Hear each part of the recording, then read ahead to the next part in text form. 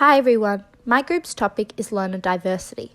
We were given the options of ADHD, intellectual disability, or autism. So today we will be discussing ADHD and the strategies educators can use to help students manage their disability, enhance their learning and academic achievement. Attention Deficit Hyperactivity Disorder, also known as ADHD, is one of the most common neurodevelopmental disorders found within children. ADHD has been found to run in families, the cause still unknown. Between the ages of 3 to 6, symptoms begin to show. However, the average age of diagnosis is 7, and the disorder has been found to affect boys more than girls. In 1902, Sir George Still first mentioned that children who struggle with the attention disorder are still intelligent, just unable to manage their behaviour. In 1952, an issue named Diagnostic and Statistical Manual of Mental Disorders was released by APA, but ADHD was not recognised at this point. It was not until 1968, when the second issue was released, that ADHD was finally recognised as a mental disorder. In 1990, more cases of attention deficit hyperactivity disorder were becoming common as doctors understood what the symptoms were and how to diagnose them. Even parents were more educated on the disorder, and it was seen that more children were developing ADHD. According to the Royal Children's Hospital in Melbourne, 1 in 20 children in Australia have ADHD, that being 1.2 million people within the country. Here we have a concept map with information found when we began our research.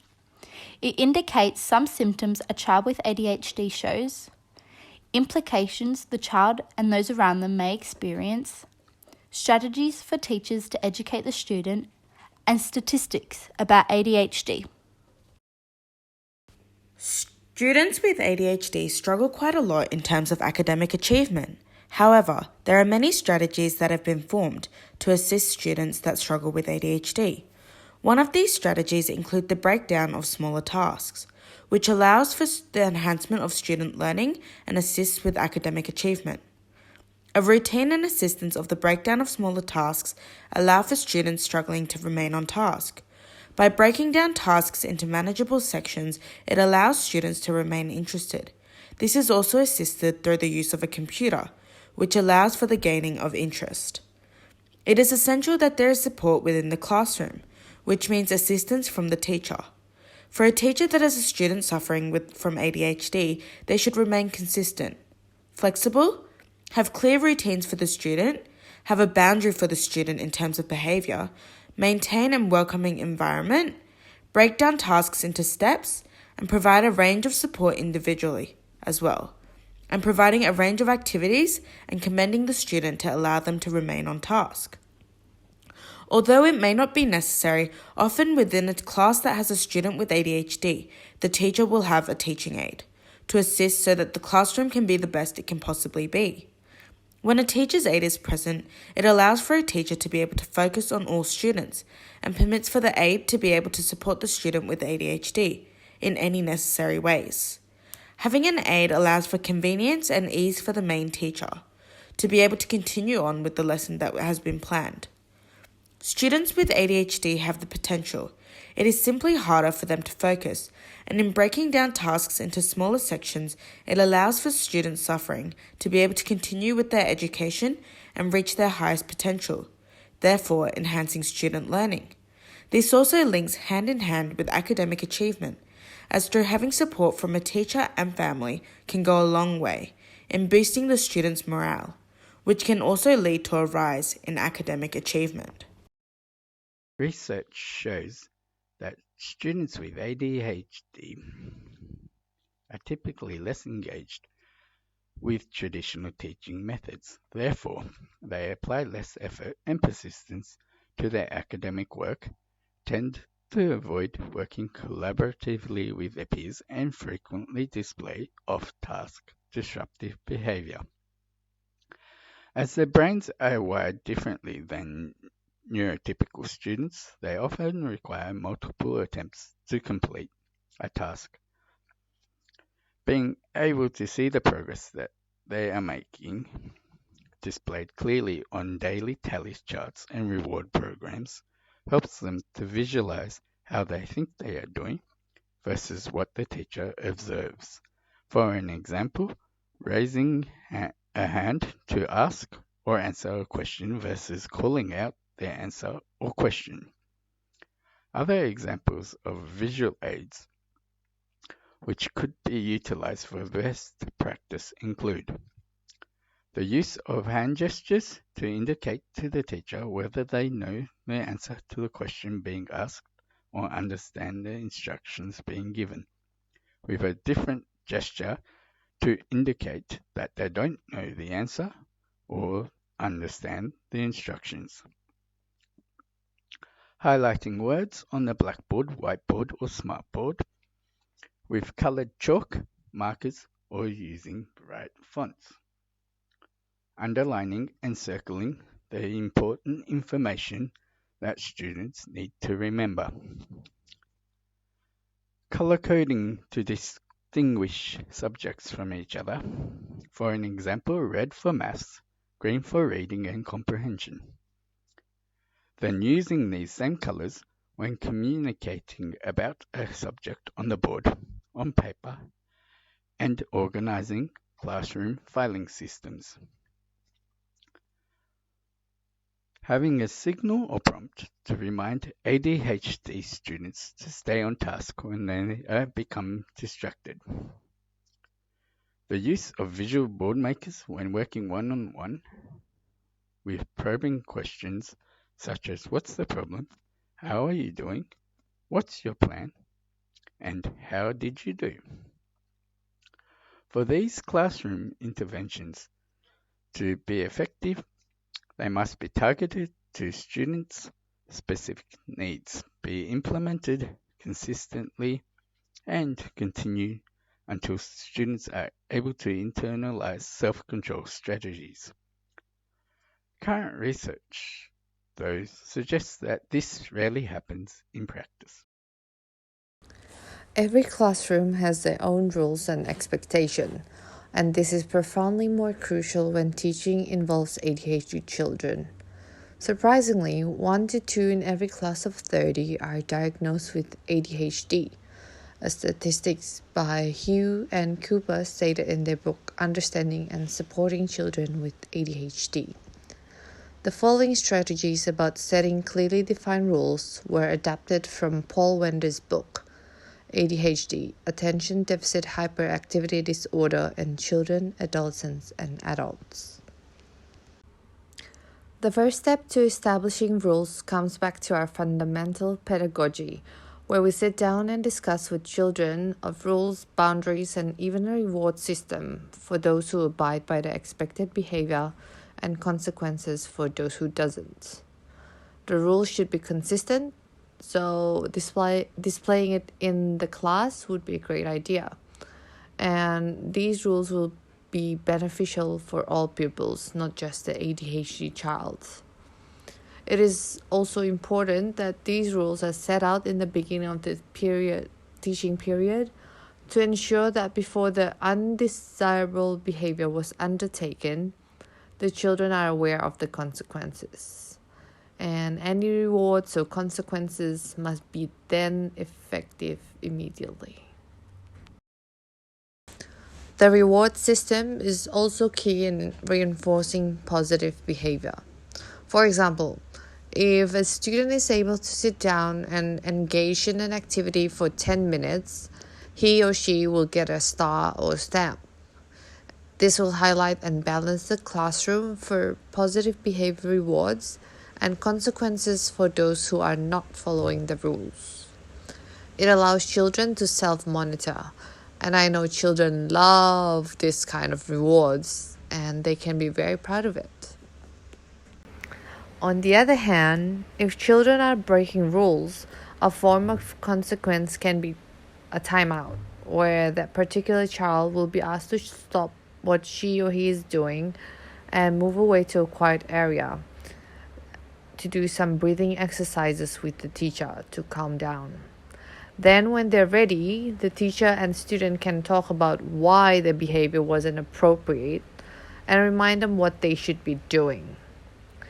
ADHD children are particularly prone to their senses, So they might get overly excited or triggered by loud noises and lots of movement, as explained by Dr. Tina Ray from University of East London. So as teachers, we must always keep this in mind of why the child is misbehaving. The learning environment around the child with ADHD is very important in allowing them to succeed to their full potential.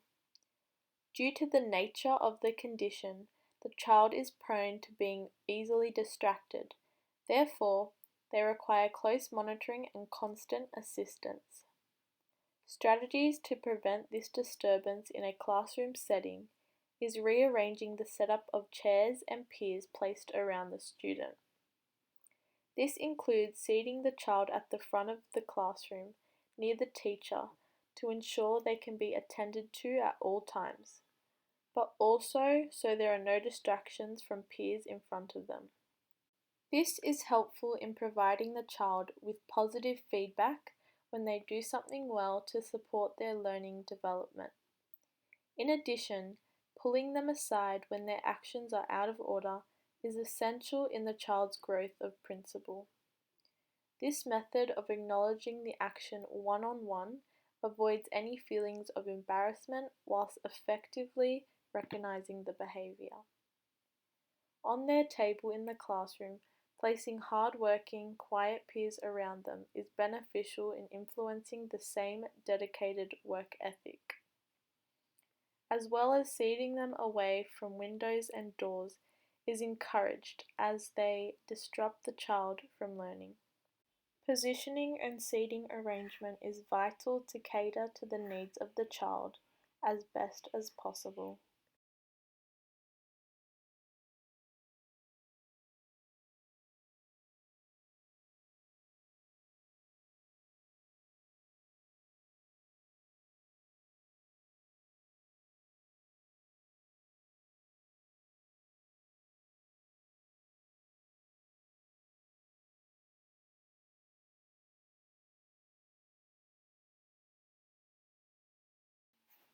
Hi everyone, it's Annalise. Welcome back to the podcast. The agenda for today is exploring the perceptions and attitude towards ADHD in a classroom setting. Today we have a very special guest, Dr. Sylvia Kim, to further our understanding of the disability. Sylvia, take it away. What is ADHD? ADHD, also known as attention deficit hyperactivity disorder, is one of the most common neurodevelopmental disorders found within children. It is found to run also within families, the cause still being unknown.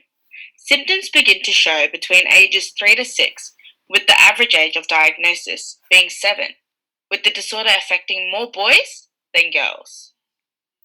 Very interesting. So, how would you diagnose someone with ADHD? I'm aware there are a lot of misconceptions about symptoms and identifying someone with the condition. Yes, there are a lot of misconceptions, and the condition varies person to person based on their position on the spectrum. It is important to remember that there is not a single medical, physical, or other test that can be completed to diagnose ADHD.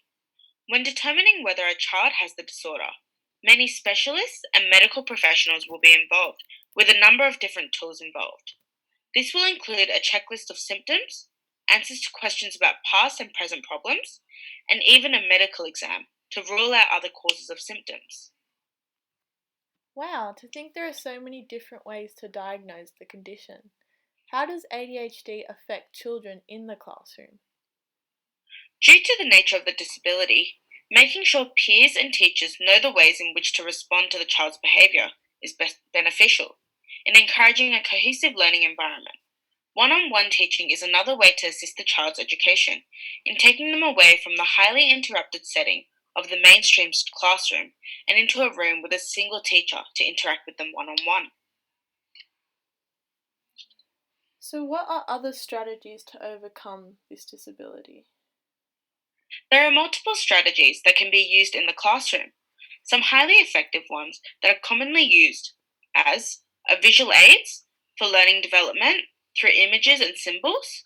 The learning scheme must be broken down for the child into smaller tasks that are manageable. Rules must be clear and concise to follow, and as well as seating arrangements, as they are important in assisting and engaging the learning position. Wow, there are so many strategies available. It makes everyone feel a little less alone in ways of dealing with ADHD, I'm sure. What are different treatments that are available? So, in terms of treatment for ADHD, an obvious one is medication, as well as psychotherapy, behavioural therapy, social skills training, support groups, parent skills training, and interventions for at home and school. Although a lot of people don't consider the effect it has on the career of a child with ADHD, there are multiple helplines for support if you're having a bad day or you need advice. You can dial Spelled New South Wales on 029 739 6277 for any additional guidance. Well, thank you so much for joining us, Dr. Sylvia, and helping us understand this disability further. No, thank you so much for inviting me on. You're welcome. This brochure contains the background information on ADHD, the strategies discussed earlier that teachers can use within a classroom, and some common symptoms. The brochure is targeted for teachers to make a safe learning environment for all students with ADHD and other students within the classroom as well.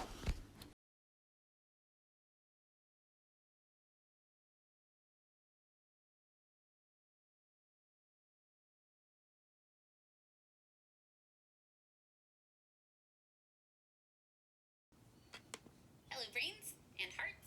Remember that thing I promised you I'd do? Yeah, about that. We don't always do what we intend to do. Why? Because between intending to do it and actually doing it, there's a big chasm. With most tasks, for most people, that chasm is bridged by motivation. We'll call this Motivation Bridge, and it's built using motivational planks like, this will be good for my career, it'll make my family proud. I told a bunch of people I would. Motivation Bridge isn't always perfect, but little gaps in motivation can be overcome with willpower. Self-discipline. I don't want to do the thing, but if it's important to me, I will.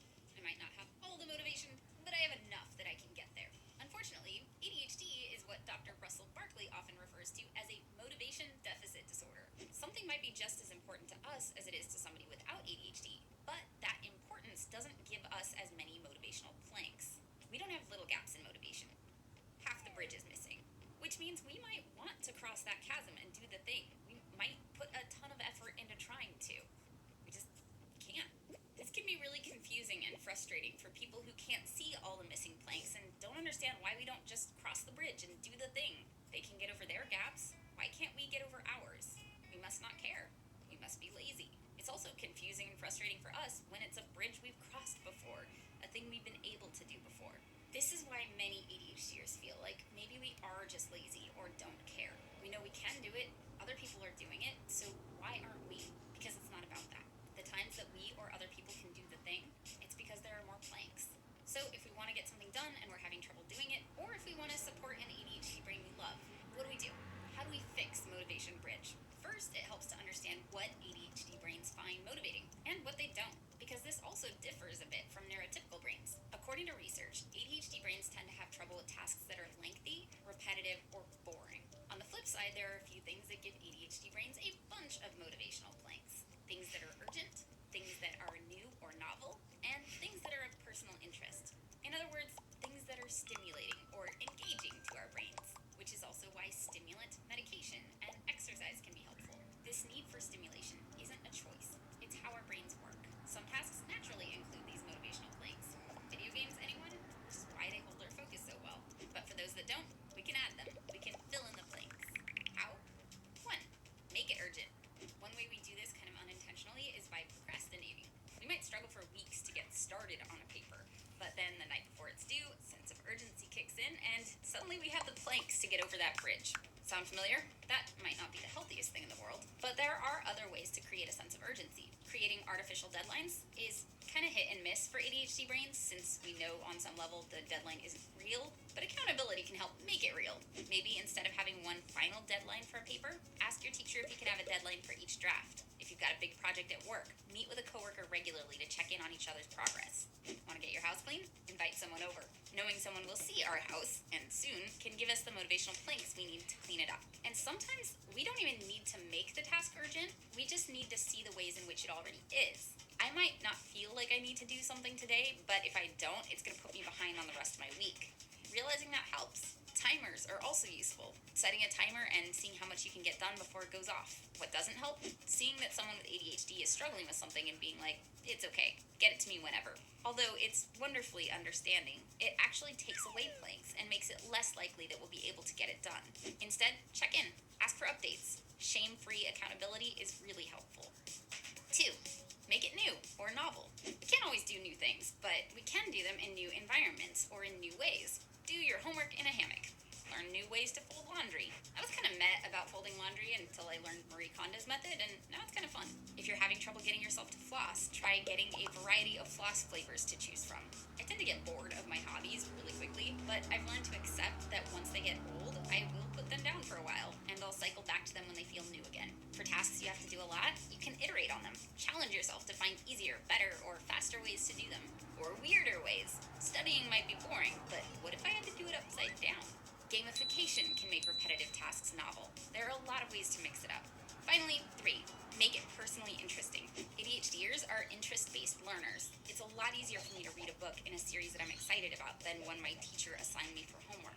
That's true for anyone, but for those with ADHD, it can be the difference between being able to get it done and not. Anyone who's ever lived with an ADHD brain knows that whether or not we're interested in a task can be the difference between it taking 5 minutes and 5 years. So at this point, before I even start a task, I try to get my brain interested in it. One way I do this, the episodes I make for this channel are usually about something that I'm struggling with at the time, so I'm personally invested in finding a solution. Sometimes we don't get to choose the tasks we have to do, but we can do them in a way we find interesting.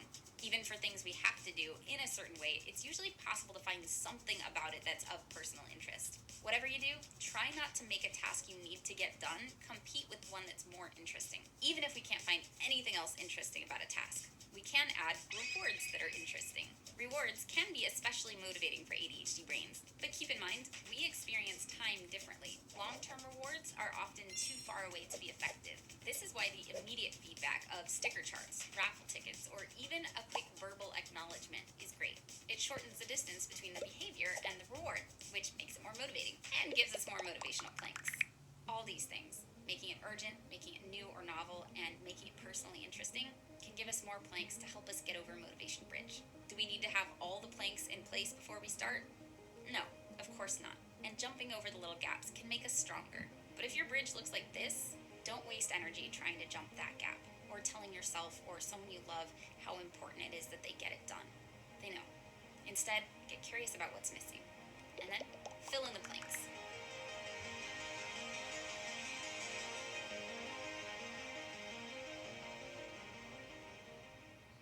Thank you to my brain board and all my Patreon brains for giving me the motivation to keep making these videos, as well as inspiration for the suggestions. And thank you to my research team for helping me get all the facts right. Comment below what helps motivate you, and I will see you next time.